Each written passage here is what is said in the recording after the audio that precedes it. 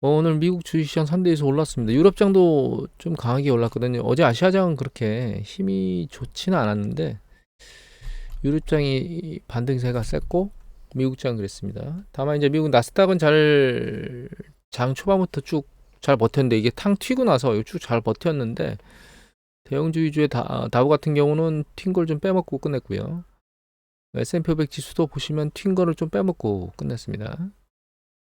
스몰캡이 튄 게 인상적인데 여하튼 오늘 이유는 가장 주된 이유는 이제 물가 상승률 때문에 그런데요. 발표된 물가 상승률의 지표가 이거 그 어드바이저 퍼스펙티브에 나오는 데이터입니다. 여기 보시면 쭉 빠졌죠.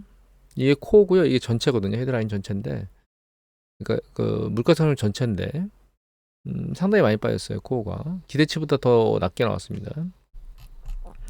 근데 세부적으로 들여다보면 조금 모니터링은 더 해야 된다 이런 생각이 드는 게 전년동기 대비 뭐 쭉 빠진 건 알겠다 이거죠. 전체적으로 쭉 다 빠졌습니다. 전년동기가 전월 대비해서. 여기 보시면 전월비 증감률이 있거든요. 그 중에 이제 하우징 주택 부분이 상당히 많이 44 거의 절반 부분 가까이 차지하거든요. CPI에. 근데 여기 보시면 전월 대비 증가했습니다. 계속 4월 이후로 계속 증가하고 있어요, 지금. 그래서 빠지는 속도는 좀 우리가 고민을 해봐야 될 것 같다. 속도가 엄청나게 빨리 빠지진 않을 수도 있다라고 하는 부분은 좀 봐야 될 것 같고요. 하나 더 보여드리면 이거거든요. 이것도 어드바이저 퍼스펙티브 데이터인데 지금 우리가 본 건 코어 CPI인데 그 소비자 물가 지수죠. 이걸 본 건데 여기 보시면 살짝 내려왔다가 여기 좀 더 세게 빠진 거예요. 한 번 더. 이거 전월의 데이터고 요게 이제 나온 게 보시면 연중 같은 경우는 PC 쪽을 더 요걸 가지고 이제 정책을 결정하기 때문에 보시면 여기 코어 PC 같은 경우는 옆으로 기고 있죠. 얘하고 패턴이 약간 다릅니다. 패턴이. 그래서 이거 좀 지켜봐야 될 것 같아요. 코어 PC도 마찬가지로 이렇게 빠져주는 좀 상황을 좀 봐야 될 것 같고, 이게 이제 기준금리를 한 번 올리는 걸로 끝날 거냐, 두 번 올리는 걸로 끝날 거냐, 이런 얘기들을 하고 있는데, 아직 두 번 올리는 게 물 건너갔다라고 하는 거는 좀 더 지켜봐야 될 것 같습니다. 여하튼, 그래서 오늘 주가가 상당히 셌는데, 전체적인 부분을 한번, 그러니까 자산 시장 동향으로 보고 그냥 포트폴리오 관점에서 생각을 좀 한번 해볼까 합니다, 오늘은. 어, 이게 뭐냐면, 요 캔들 차트가 S&P 500 지수고요. 노란 게 나스닥입니다. 그 다음에 이게 기준금리예요. 주황색, 요 파란색이 이게 10년 국채 수익률입니다. 이게 언제냐면 90년대예요. 90년대 요때 경기 침체가 있었거든요. 이때 경기 침체가 있었는데 이거는 우리가 그 뒤에 있었던 IT 버블 혹은 2008년도 글로벌 금융위기, 그 다음에 요번에 코로나 팬데믹 2020년에 그때하고는 좀 다른 게 요때는 큰 이슈가 발생하지 않고 경기 수축이 발생했던 때예요. 그 이후에는 뭔가 이슈가 크게 터지면서 경기 수축을 좀 더 짓눌렀다면 이때는 아무런 이슈가 없이 짓눌려진 상황인 거거든요. 근데 만약에 요번에 이 일이 아무 일도 안 터지고 넘어간다면 이런 거하고 비슷한 유형으로 갈 수도 있다. 이렇게 우리가 생각해 볼 수는 있습니다.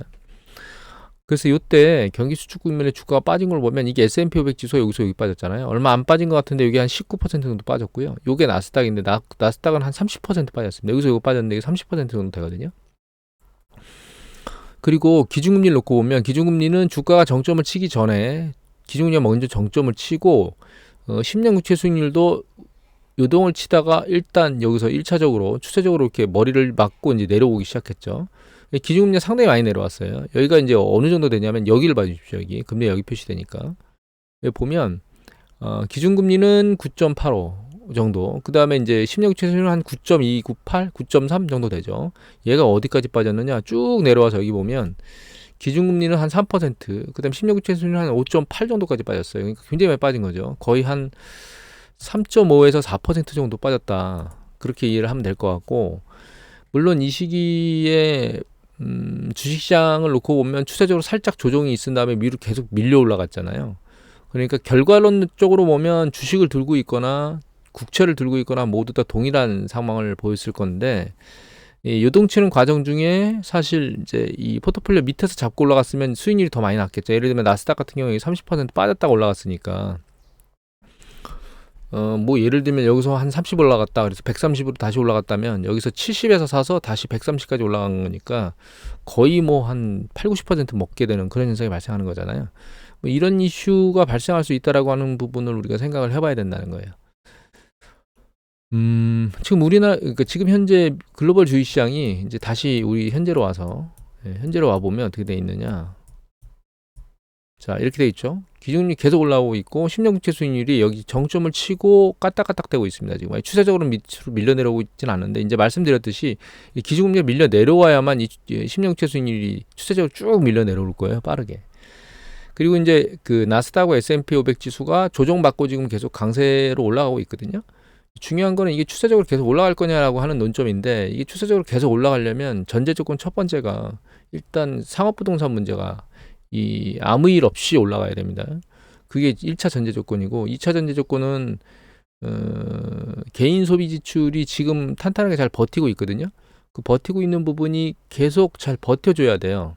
그런데 이제 개인 소비 지출이 잘 버텨주려면 실제로는 고용 부분, 그러니까 총 고용수, 그러니까 점점점 지금 고용 숫자 계속 늘어나고 있거든요. 지난번에도 보여드렸지만 지금 두 가지가 동시에 일어나고 있는 건데, 총 고용 수도 늘어나고 있고 신규 실업수당 청구 수도 늘어나고 있으니까 새로 해고되는 사람들도 늘어나고 있거든요. 그게 이제 완충돼서 결과적으로는 전체 고용 숫자가 늘어나고 있기 때문에 문제가 없는데, 이 전체 고용 숫자가 계속 늘어나는 형태의 패턴을 유지해 줘야만 결과적으로 PC의 지출이 계속 잘 유지되면서 움직일 수 있다. 이렇게 우리가 감안을 해봐야 될 것 같아요. 그 두 가지 전제 조건, 상업부동산 파산의 문제가 상대적으로 크게 안 터지고 잠잠하게 지나가고, 그 다음에 그 미국의 소비 지출이나 이런 것들이 계속 잘 유지되기 위해서 고용 숫자, 전체 고용 숫자가 점점 계속 늘어나는 이 두 가지 전제 조건이 만들어지게 되면 얘가 추세적으로 계속 올라갈 수 있을 겁니다. 근데 그 두 개 중에 하나가 어우러지면 얘는 추세적으로 올라가지를 못하고 방향이 아래로 꺾이게 될 거예요. 과연 이게 어느 쪽에 베팅을 해야 되느냐라고 하는 논점은 우리가 생각을 많이 해봐야 되는데, 고용이 무한정 계속 증가하는 추세로 갈 수는 없습니다. 그게 그렇게 쉽지는 않은 거거든요. 그리고 경기가 뜨거워진 상태에서 일정 부분 고용이 잘 유지되는 건 맞는데, 제가 지난번에 한번 보여드린 적이 있잖아요. 요번에도 나왔는데, 상업부동산, 그러니까 미국의 그 대출, 그러니까 기업과 가계 총 대출의 규모가 늘어나질 않고 점점 상승 속도가 둔화되거나 혹은 멈춰 있거나 감소되는 이런 패턴이에요. 그러니까 신용 팽창이 멈춰지고 있다는 뜻인 거죠. 이런 전체적인 흐름을 보고, 그 다음에 기준금리가 높은 상황을 유지되는 것까지 감안해서 연체율이 증가하고 있는 이런 전체적인 걸 감안해 보면 사실 그렇게 지속적으로 유지되기에는 쉽지 않다라고 하는 게 일단 전제 조건입니다, 사실. 그래서 이게 추세적으로 계속 타고 새로운 사이클을 만드는 것처럼, 이렇게 코로나 팬데믹 새로운 사이클을 만드는 것처럼 추세적으로 올라갈 수 있겠느냐라고 하는 부분에 대해서는 저는 굉장히 회의적이거든요. 그래서 결론적으로는 지금 상황에서 놓고 보면 주식시장이 일정 부분 올라가면 조정을 받을 수밖에 없다라고 하는 전제 조건을 둬야 되는데, 짧게 보면 기준금리가 올라가다가 두 번 더 올릴 거라고 얘기를 했는데 멈춰 있는 걸, 아니 한 번 올리는 걸로 끝날 거다라고 하는 것 때문에 주가가 튀었는데, 이 튀는 강도는 이게 단기적 변동성이지 추세적으로 밀고 올라갈 수는 없다. 여기서 한 번 더 튈 수도 있을 겁니다. 뭐 때문에? 만약에 실적 발표가 잘 나오면 강도가 세서 더 올라갈 거예요. 그런데 실적 발표가 예측치보다 안 좋게 나오면, 물론 그게 예측치보다 좋으냐 안 좋으냐의 그 반응이, 시장의 반응은 완전히 반대일 수도 있어요. 안 좋게 나왔는데 이게 마지막이라고 생각하고 튀일 수도 있고요. 반대로 좋게 나왔는데도 불구하고 주가가 조정을 받을 수 있는 이 양단의 칼을 다 가지고 있거든요, 주식시장은. 그래서 확정 지을 수는 없지만 일단 실적 발표가 기대치보다 좋지 않게 나오면 조정의 가능성이 훨씬 더 커진다, 이렇게 이해를 하셔야 될 것 같아요. 그리고 그러면 이제 그 관점에서 놓고 보면 10년 국채 수익률은 여기 이제 앞에서 봤던 것처럼 기준금리가 조금 향후에 이제 내린다면 이 10년 국채 수익률이 아랫방향으로 내려올 가능성이 커지기 때문에, 포트폴리오 입장에서는 10년 국채 수익률을 10년 국채를 안 잡고 있을 이유가 없다는 거예요. 물론 단기적으로 이익이 많이 나는 구조가 아니기 때문에 그 관점에서 놓고 보면 최적 타임에서 잡으려고 애를 쓰겠지만, 문제는 이제 이렇게 최적 타임, 상단에 있는 이 최적 타임에 그 시기가 그렇게 길게 지속되는 게 아니고 잠깐 오기 때문에 이 시기에 잡고 기다리는 그런 패턴을 거칠 수밖에 없다. 10년 국채물 같은 경우엔 그렇게 이해를 하시면 될 것 같아요. 그리고 다음 번으로 넘어가 보면 제가 이제 메가캡하고 스몰캡 얘기를 지난번에 드렸었잖아요. 이게 메가캡이고 이게 스몰캡입니다. 메가캡 중에서도 이거는 그 성장주 쪽에 있는 애들이에요. 그러니까 뭐 애플이라든가 구글이라든가 메타라든가 이런 것들이 많이 포함된 거거든요. 포트폴리오 상에서. 많이 올랐는데 최근 동향을 보면 이렇게 당겨보면 당겨볼까요? 이렇게. 자, 최근 동향에서 붙여보면 이 스몰캡이 굉장히 빨리 올랐죠. 지난번에 말씀드렸을 때는 제가 스몰캡으로 포트폴리오 옮겨야 되는 거 아니냐라는 말씀을 드렸고, 최근에 말씀드린 건 이게 스몰캡으로 계속 포트폴리오 옮겨서 가려면 계속 경기가 확장되는 국면으로 간다는 보장이 있으면 이쪽으로 옮기면 되는데, 그렇지 않은 경우엔 얘가 두들겨 맞으면서 같이 떨어질 수 있다 이런 얘기를 드렸는데, 아주 초단기로 놓고 본다면 지금 스몰캡이 메가캡보다는 유리한 거예요. 초단기로 보면 이라고 말씀드렸죠. 지금 장기로 보지 않고. 초단기라는 얘기는 뭐 한 몇 주에서 한 달 뭐 이 정도, 그러니까 실적 발표 시즌 나오면서 실적 발표까지 감안해서 계속 튀고 올라가는 요 기간, 실적 발표가 8월 15일 정도면 끝날 거 아니에요. 또 8월 말까지 가면 끝이니까 그 시기에 짧은 기간에 포트폴리오 이전 액션으로 놓고 오면 얘가 스몰캡이 지금 상대적으로 유리한 케이스다, 이렇게 이해를 이제 말씀을 드려야 될 것 같아요. 장기적으로는 스몰캡으로 포트폴리오 이전하는 게 올바른 거냐, 그거에 대해서는 저는 확신을 가질 수가 없습니다. 오히려 그냥 그 이쪽으로 상대적으로 덜 밀릴 덜 먹더라도 덜 밀리는 그런 형태인 이 S&P 500 지수로 가는 이런 형태를 봐야 되는 게 아니냐는 생각을 하고 있고, 오늘 데일리 봉으로 놓고 보면 S&P 500 지수 같은 경우는 이게 영망치형이거든요. 그 다음에 이 그 몸통이 작아요. 그래서 이게 추세적으로 강하게 밀고 올라갈지는 사실 의구점을 좀 가져야 되는 그런 모습이거든요. 캔들 모습으로 보면 일단은 그건 그냥 넘어가고, 자, 이거는 뭐냐면 이제 글로벌 주가 지수인데 이게 S&P 500 지수입니다. 얘가 일본 니케이 지수예요. 여기 파란색 요게 이제 우리나라 거고요. 얘가 닥스입니다. 이게 중국 위안화예요. 위안화라네. 그 상해 지수예요. 잘 보시면 이때, 그러니까 6월 달 땅 치고 나서 요 시기 이후에 다른 애들은 다 추세적으로 내려오고 있죠. 내려오고 있습니다. 니케이는 미친 듯이 올라갔다가 굉장히 빠른 속도로 빠지고 있죠. 여기서 지금 뭐 난리치고 뭐 워렌 버핏 어쩌고 저쩌고 하고 하면서 쭉 밀려 올라갔던 게 지금 빠른 속도로, 지금 가장 빠른 속도로 빠지고 있습니다. 지금. 그죠? 여하튼 그래서 글로벌 시장에서 놓고 보면 역시 지금 현재로서 잘 버티는 가능성을 가지고 있는 건 미국 주식이에요, 사실. 그래서 미국 주식에서 이탈해서 잠깐 넘어갔다 잠깐 들어오는 거는 좋지만, 이 미국 주식에서 이탈해서 움직이는 것이 포트폴리오 조작 차원에서 그 성과가 상당히 지속적으로 좋겠느냐라고 하는 부분에 대해서는 좀 물음표를 갖고 있습니다.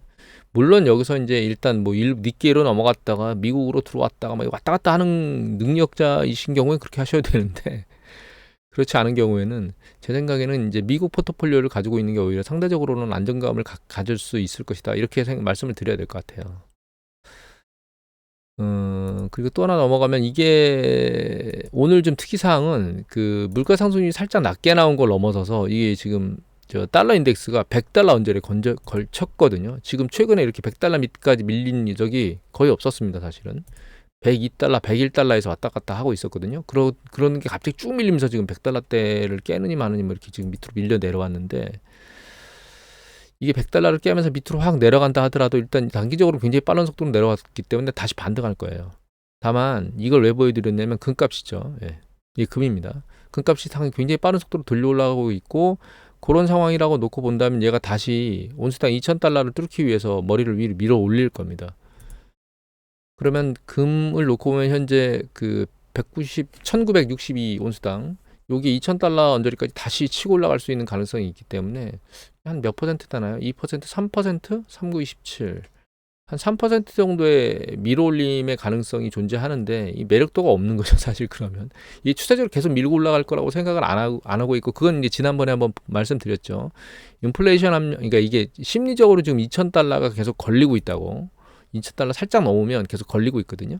물론 이제 실질 가치를 인플레이션을 적용한 걸 놓고 보면 여기도 뚫고 올라갈 가능성은 존재합니다, 지금.